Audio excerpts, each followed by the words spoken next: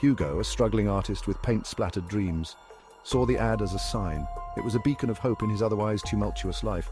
$500,000 for 100 days? It seemed almost too good to be true. He could finally chase his artistic passions without the pressure of rent. The thought of financial freedom was intoxicating. This is my chance, finally. A dream come true. Rain, a stoic data analyst, saw it as a logical puzzle.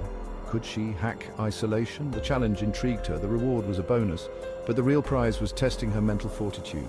100 days I can do this, I have to do this. Both stood before the imposing steel door leading underground.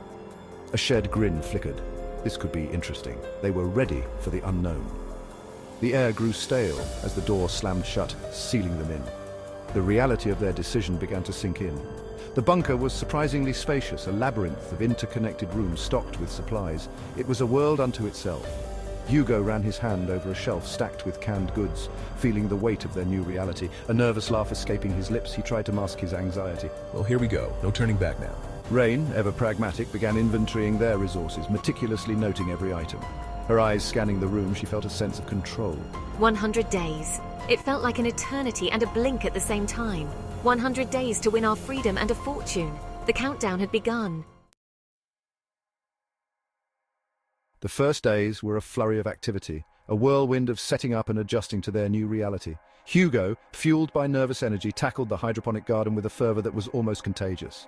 He saw it as a blank canvas, imagining vibrant vegetables soon to sprout, a lush green oasis in their otherwise sterile environment. This could really work. I can see it now. The possibilities are endless.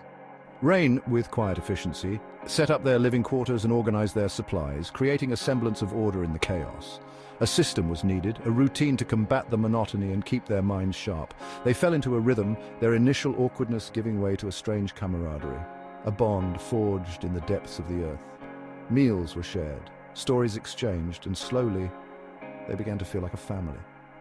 They were in this together, for better or worse, united by their circumstances. Their laughter echoed through the sterile halls, a testament to their resilience and spirit. They played board games under the harsh fluorescent lights, their competitive spirits a welcome distraction from the reality outside.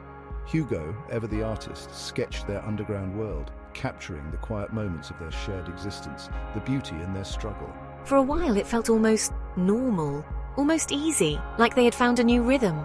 But the bunker had other plans, lurking challenges that would test their newfound harmony.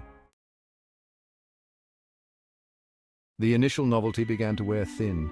The constant hum of the ventilation system grated on Hugo's nerves. He missed the sun on his skin, the feel of the wind.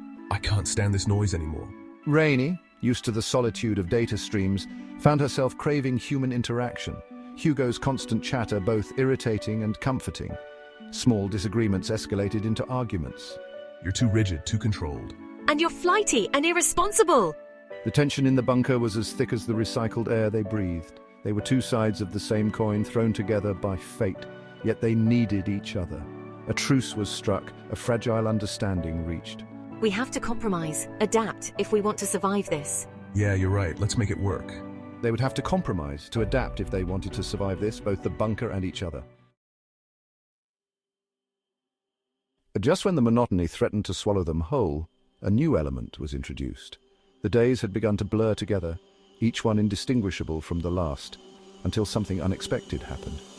A sleek silver button materialized on the wall, pulsing with an ominous red light. It was as if it had always been there, waiting for the right moment to reveal itself.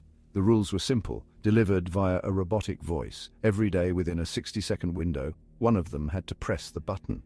The voice was cold, mechanical, devoid of any emotion, making the stakes feel even higher. Failure to do so would result in the forfeiture of their prize money.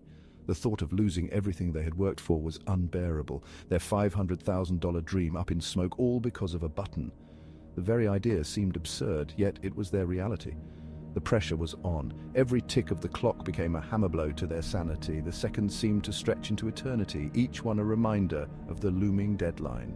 The button became a symbol of their confinement, a constant reminder of the stakes. It was no longer just a button, it was a test of their resolve and unity. I'll press it, don't worry. Hugo's voice was filled with a mix of confidence and recklessness. Hugo, prone to impulsivity, would often rush to slam the button the moment the light turned red. His actions were driven by a need to act, to do something, anything to break the tension.